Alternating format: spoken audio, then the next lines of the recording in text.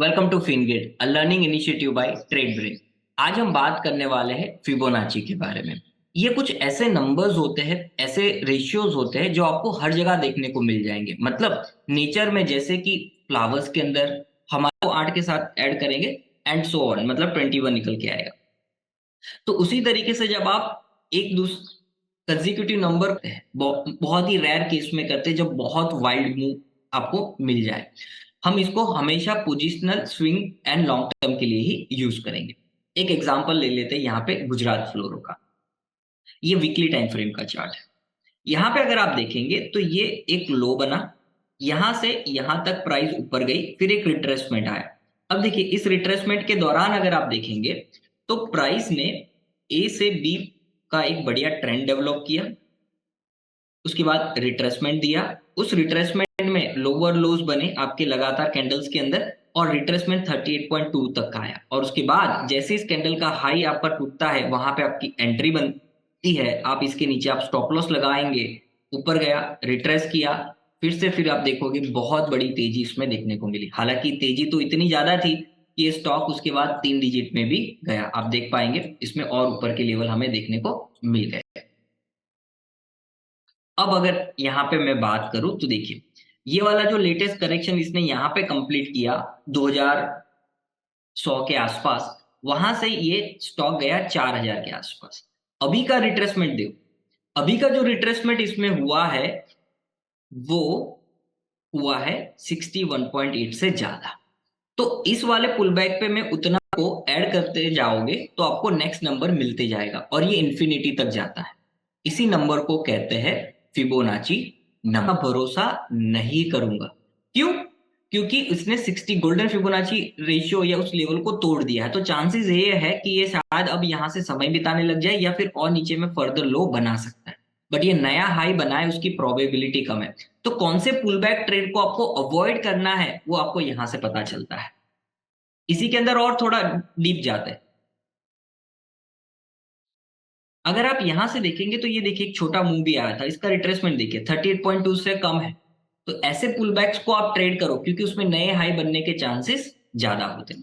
अब यहाँ पे आपके मन में सवाल आएगा, यार अभी हमने ये वाला जो बॉटम पे यहाँ पे हमने रिट्रेसमेंट ड्रॉ किया था, क्या उसमें मूविंग एवरेज को भी हम लगा सकते हैं क्या? बिल्कुल। जो हमने सेटअप मूविंग एवरेज वाला सीखा था वो सेम सेटअप आप इसमें अप्लाई भी करिए। तो देखिए मूविंग एवरेज का सपोर्ट भी आया, फिबोनाची का भी सपोर्ट आया, तो आपकी कंफर्मेशन डबल हो जाती है। राइजिंग 21 पीरियड मूविंग एवरेज भी है। तो इस तरीके से आप 2 या 3 इंडिकेटर को मिला के भी अपना सेटअप बना सकते हैं। एक और स्टॉक में एग्जांपल ले लेते हैं, बजाज फाइनेंस। ये थोड़ा बड़ा ले रहा हूं मैं, मंथली टाइम फ्रेम पे ले रहा हूं। देखिए कोविड का जो फॉल था वो एक सबसे बड़ा फॉल, राइट? तो अगर मैं इसके हिस्टोरिकल डेटा को ले लूं और बस, या फिबोनाची सीरीज, तो फिबोनाची नंबर्स तो आपको पता चल गया। देखिए यहाँ पे 21 है। जो आपको मूविंग एवरेज में मैंने बताया था कि जो लोएस्ट पॉइंट था, 7 रुपए का लोएस्ट पॉइंट था, वहां से तेजी बनी और ये 9000, सॉरी, ऑलमोस्ट 990, मतलब 1000 रुपए का हुआ। उसमें देखिए लो पॉइंट से लेके जिस स्विंग को हमने पकड़ा, मल्टी ईयर स्विंग थी ये, उसके बाद देखिए रिट्रेसमेंट कहाँ कंप्लीट हुआ, 61.8 के, उसके नीचे नहीं गया, वहीं पे सपोर्ट लिया और सपोर्ट लेने के बाद वापिस ये ऊपर गया। और जैसे ही ये ऊपर गया आप देख पाएंगे नया हाई बनाया। अब मैं रिट्रेसमेंट ड्रॉ करूं कि कोविड के लो से लेके इस हाई को अगर मैं मार्क करता हूं, तो देखिए इसने रिट्रेसमेंट कितना कंप्लीट किया, अगेन 61.8 से ऊपर, विच इज बेहतर है, ठीक है, ठीक है अभी। बट अभी भी नया हाई नहीं बनाया, ना ही नया लो बनाया, इसके बीच में भी फिलहाल के लिए चल रहा है। अब मान लीजिए, जस्ट एक केस लेते हैं कि मुझे इस हाई क्रॉस के बाद, जैसे कि मैं यहाँ पे थोड़ा सा आपके लिए ऐसे इस तरीके से हाइड करता हूँ, अब ये देखिए स्टॉक ने नया हाई बना दिया यहाँ पे। अब मुझे नहीं पता ये कितना ऊपर जाएगा, आई डोंट नो, क्योंकि लेफ्ट हैंड साइड पे तो कोई चार्ट नहीं है, कुछ नहीं है। तो फिर आप कैसे पता करेंगे कि ये और ऊपर कितना जाएगा? तो उसके लिए आपको क्या करना पड़ेगा, यही फिबोनाची को लेना है, एसी टूल को लेना है, और आई एम यूजिंग 21, क्योंकि वो फिबोनाची नंबर एक नेचुरल नंबर है जो हर जगह देखने को मिल जाता है।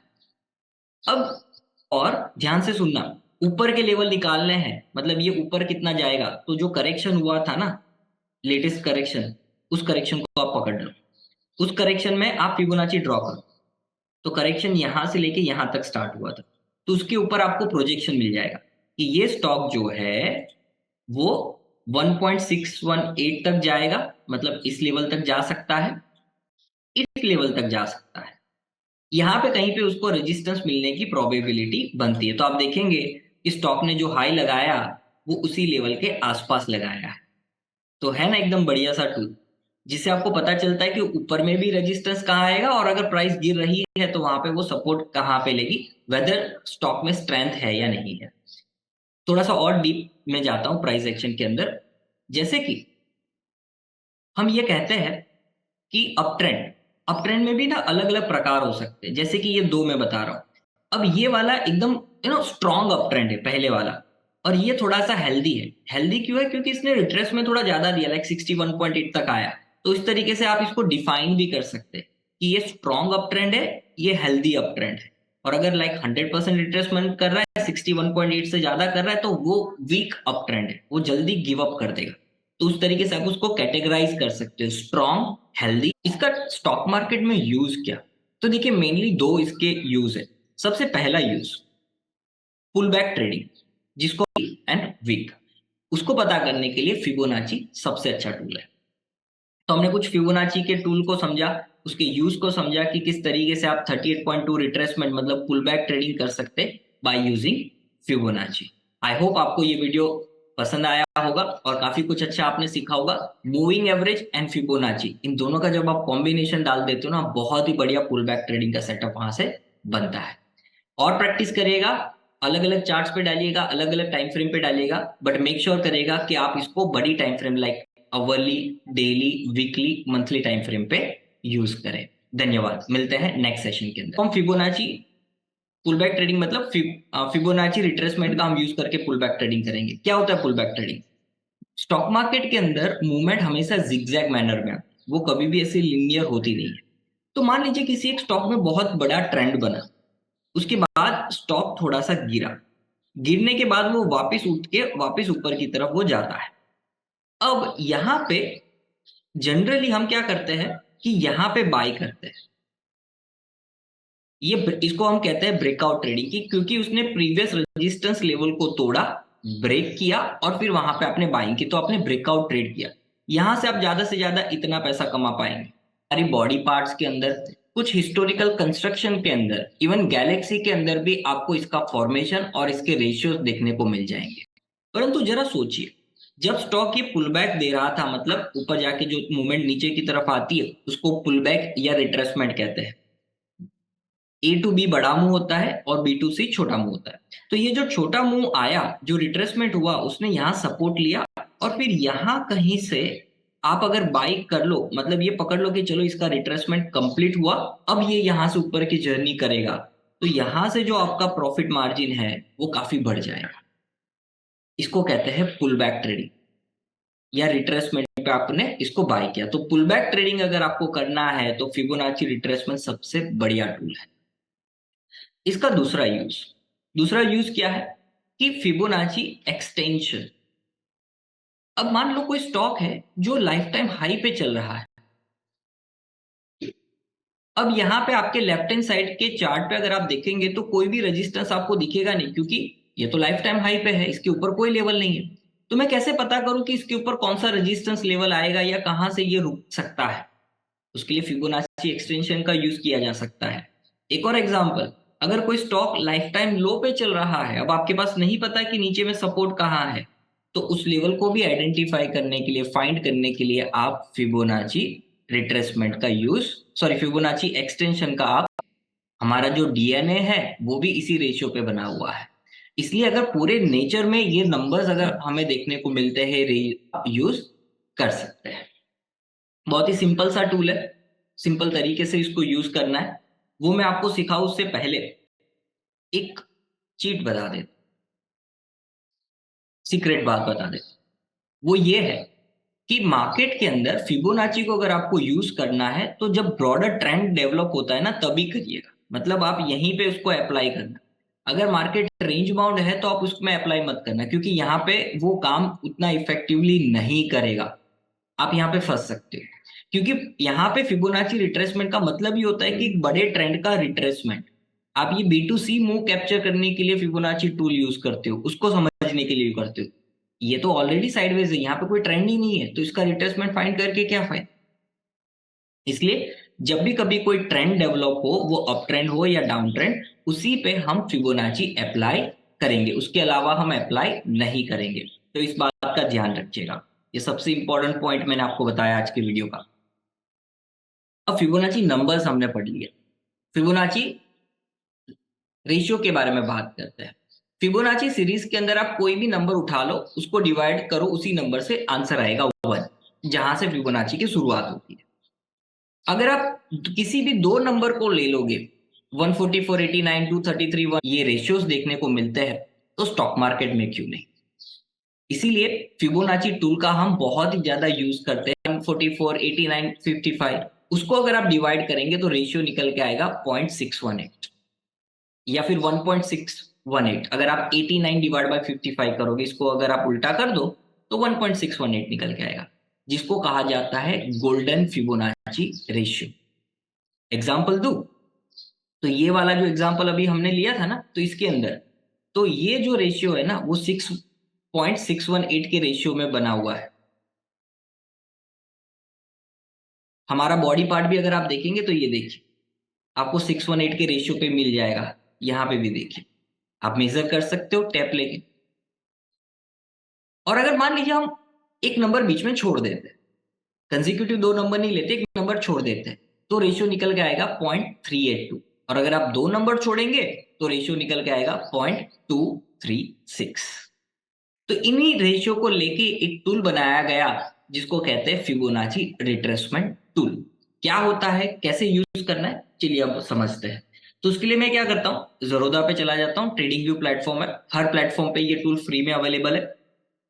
चार्ट के लेफ्ट हैंड साइड पे आपको सारे टूल मिल जाएंगे, ये सारे टूल्स हैं।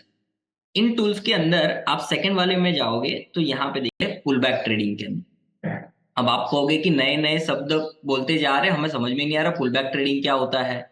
हमें फिबोनाची नंबर्स, देखिए बहुत सारे टूल है, उसमें आपको मिल जाएगा फिबोनाची रिट्रेसमेंट, आपको उसको लेना है। और जैसे आप देखिए, इसको ये 2 पॉइंट का टूल होता है, मतलब 2 पॉइंट आपको पता होने चाहिए।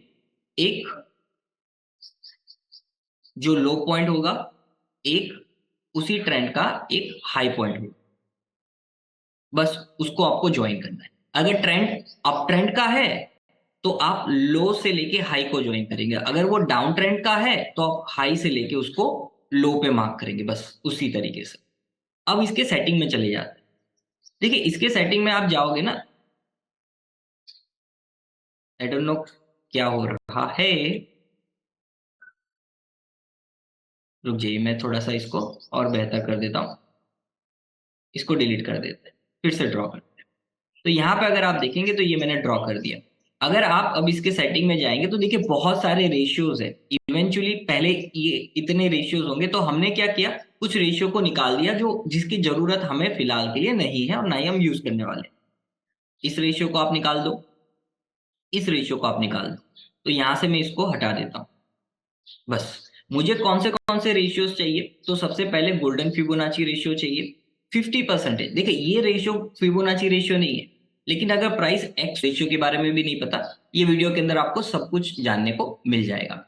चलिए तो समझते हैं कि ये फिबोनाची नंबर्स क्या होते हैं, या फिबोनाची सीरीज टू वाई मूव करती है तो उसका 50% कितना, मतलब X plus Y divide by 2। वो कैलकुलेशन है, मैथ्स वाला सिंपल सा कैलकुलेशन है।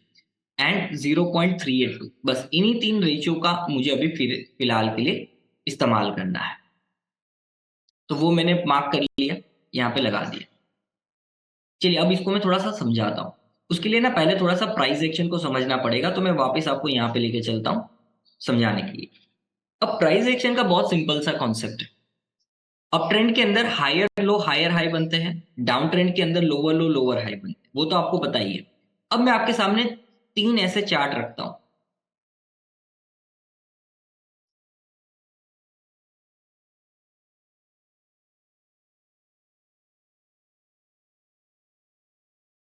अगर इन तीन में से मान लीजिए ए, बी एंड सी, अगर आपको किसी एक स्टॉक में ट्रेड करना हो तो किस पे करेंगे, ए, बी या सी पे? जरा सोचिए और अपना जवाब लिखिएगा, मन में लिखिएगा, मतलब मन में सोचिएगा या फिर कहीं पेन और पेपर लेके बैठे हो तो उस पे लिखिएगा। जवाब है ए। अब आप पूछोगे क्यों? क्योंकि अगर आप देखेंगे तो मूवमेंट जो एक्स टू वाई आया, बड़ा मूव आया, उसके अंदर ये जो रिट्रेसमेंट इंक्रीज क्या होती है, स्टार्ट करना है जीरो से। अगर आप जीरो के अंदर एक को ऐड करेंगे तो रिजल्ट निकल के आएगा 1 था। मान लीजिए ये 100 रुपए से स्टॉक 130 रुपए का हो गया, उसके अंदर ये जो रिट्रेसमेंट आया वो 120 रुपए तक आया, मतलब सिर्फ 10 पॉइंट ये नीचे आया। ये स्टॉक 100 रुपए से 130 गया और ये स्टॉक 110 तक नीचे आया, मतलब ये 20 रुपए नीचे आया। 100 रुपए से स्टॉक 130 गया और ये स्टॉक वापस अगर आप देखेंगे तो मान लीजिए 110 तक आ गया, मतलब यहाँ पे सॉरी 110 तो ऑलरेडी हमने ले लिया है तो 105 ले लेते हैं, तो ये स्टॉक 25 रुपए नीचे आ गया। इसका मतलब क्या हुआ कि बिकवाली जो आई ना, यहां से वाई टू जी ले लेते हैं, वाई टू जी पॉइंट पे जो बिकवाली आई उसमें सिर्फ 10 पॉइंट बिकवाली आई। सेलर उतने ज्यादा स्ट्रांग नहीं थे कि प्राइस को बहुत नीचे लेके आ जाए और बायर तुरंत इमीडिएटली 10 पॉइंट के नीचे आ गए। यहाँ पे बायर 20 पॉइंट के नीचे आया, यहाँ पे बायर 25 पॉइंट के नीचे आया। तो अगर स्टॉक में स्ट्रेंथ है तो वो ज्यादा गिव अप नहीं करेगा। ये बात समझिएगा, बहुत ही इंपॉर्टेंट प्राइस एक्शन का कॉन्सेप्ट है। तो वो ज्यादा गिव अप नहीं करेगा क्योंकि बायर में स्ट्रेंथ है, सेलर में उतनी ज्यादा स्ट्रेंथ नहीं है। बस इसी कॉन्सेप्ट को समझना है आपको फिबोनाची के द्वारा।